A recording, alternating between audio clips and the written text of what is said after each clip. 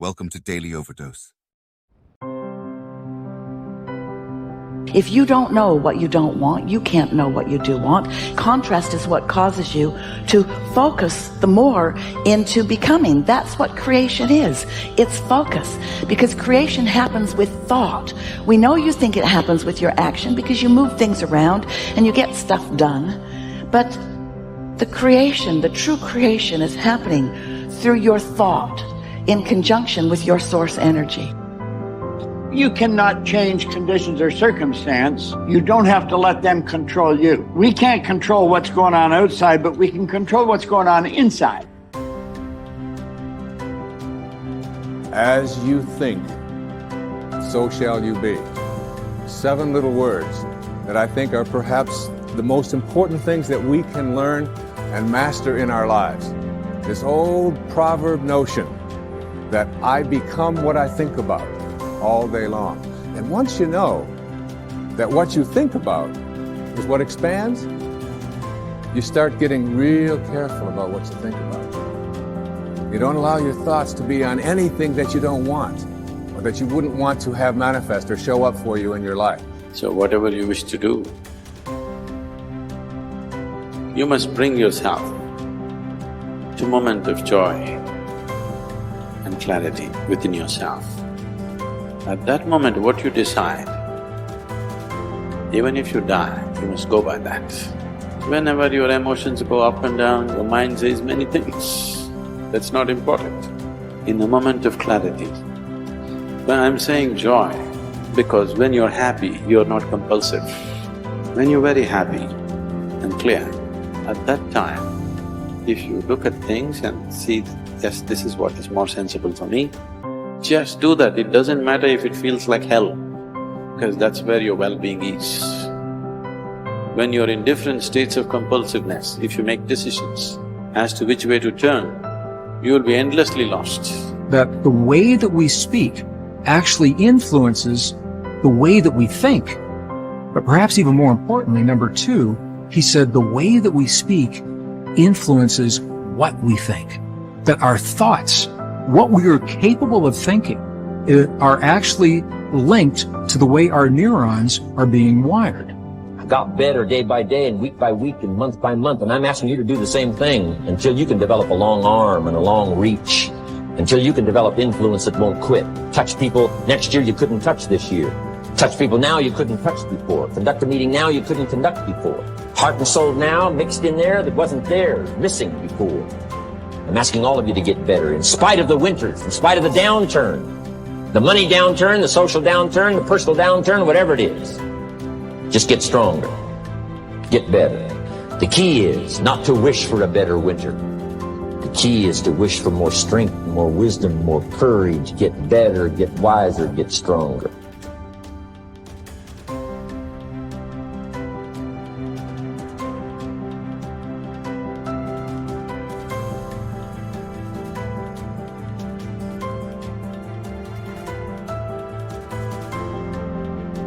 We're optimizing the conversation between the heart and the brain, between your heart and your brain. 3 steps. The first step is to simply shift your awareness from your mind into your heart. And what I found is in the Western traditions, for many people, that's easier said than done.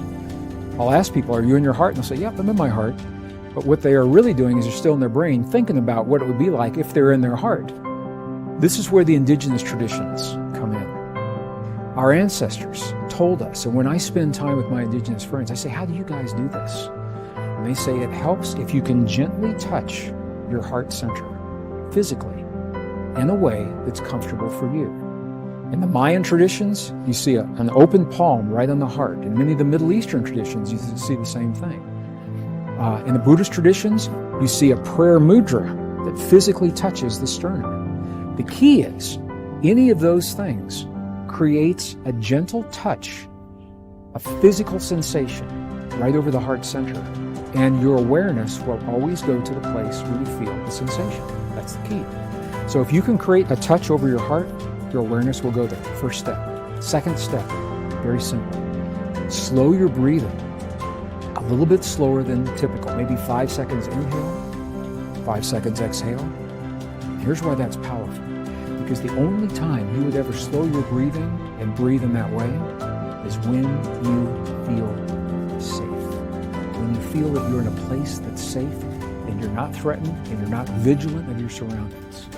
So you're telling your body you're in a place that's safe. Slow your breathing. Third step, and this is the key, is to begin to feel the feeling that creates 0.1 hertz. Feel the feeling that sets up the coherence between your heart and your brain. How do you do that? I gave it away earlier. We've already mentioned it. Scientists have found, at the Institute of Heart Math, their researchers have found that there are 4 key words that work almost 100% of the time for everyone. Appreciation for anything or anyone. Gratitude for anything or anyone. Care and compassion. If you can feel one or some combination of those feelings in your heart while you're breathing as if your breath is coming from your heart, touching your heart center, now you're setting up this communication between the heart and the brain. Now you are triggering those neurons to begin to reach out and find other neurons to strengthen this connection. And that's why I mentioned before, it takes about 72 hours, 3 days to build these networks. So that means the more you do what we're about to do right now, the stronger this connection becomes in your life. Why do you think more people aren't happy, and what could one do to just begin the journey of loving, living, and mattering more and being happier? I think let's begin with most people don't know what happiness is or where they get it. So I'll tell you what happiness is. Like the human desire and striving is we want a sense of aliveness. So you need to do more things that make you alive, make you vibrant, authentic, expressive, make you sense. For some people, it's adventure. They go mountain biking. It's like, wow, that just brought me back to life. You know, some people it's hanging out with great friends. Some people it's doing their passion. Some people it's, just honestly feeling and sensing the moment and meditating. Another thing that everyone wants is connection.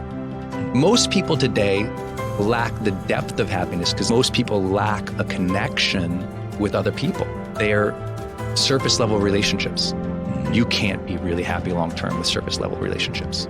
So you got to find out, how do I connect more deeply? And it can be simple things like you talked about. You know, with the kids, maybe less than the texting, call them. Have that moment of connection. It's nothing crazy.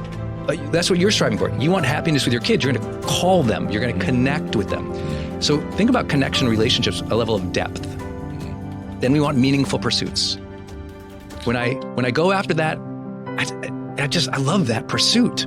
And notice it doesn't say meaning. A lot of people just say meaning. I said, no, it's meaningful pursuits. Because a lot of people we know who are really successful, they've already had a meaningful life. They're miserable because they're not pursuing anything anymore. You got that. You got to have that pursuit, man. Yeah. You got to find a pursuit. It has meaning to you. It brings you back to life. That's happiness. And then the middle of the triangle is the capital G, growth. If you don't have aliveness, you don't have connection, you don't have meaningful pursuits, and you don't have growth, you're miserable. We can bank on it. We can guarantee it. The research will reveal it every single time. But if we can get you a little bit more alive, a little bit more connected, a little bit more meaningful pursuits, and a little bit more growth, those like little bit in each of those, it's like a thunderous shift in your life. You're just like, whoa, little bits in those. But there's an access point. Why aren't most people happy? Let's say they did all those things. Still not happy? And they're just not here. Presence is the gateway to happiness. If I can't get you present, to feel it, to sense it, can't change. What most people want in real, like what they really want, all the people I work with, maybe the people you work with, what they really want, they'll never say it, and almost of them never know it. What almost every human being wants is they want to feel the day more. They got all these activities, they're blazing through. Get the kids to school, get this off to there, get that done, answer that email, get this project done. And even if they're moving towards things they find meaningful and they're awesome, but if they don't feel it, if they're literally not present, they're not mindful enough to sense it, to appreciate it, to feel grateful, to feel the joy, to feel the ups, to feel the downs, to feel the miseries, to feel the wins. If you aren't feeling the day, you're just blazing through as an automaton. You're just blazing through the days, on autopilot. You're just like overwhelmed, stressed, going through it, but you don't feel the day. I can't get you to be happy. So the gateway to all of happiness is always presence. Learn to be more present in the moment. Feel the moment, even the bad ones. You got to feel the day more so that when you get on your knees at night to pray, you felt the day. Dear God, thank you. I felt this day. I felt those lessons you gave me. I felt those gifts you gave me.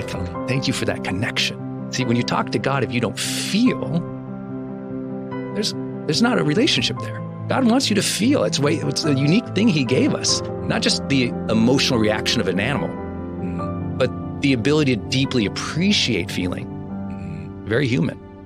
So we got to tap people back in the present to deeply appreciate the moments, the feelings, the events of life again. And I think that's why I'm so happy. It's like I feel so much. Most people are so scared of that. I'm like, I love it.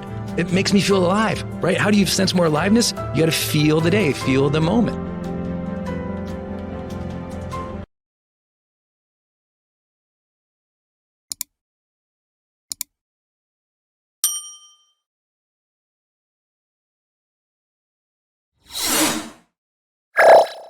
Thank you for watching our videos. Please like and subscribe to our channel so you won't miss another video.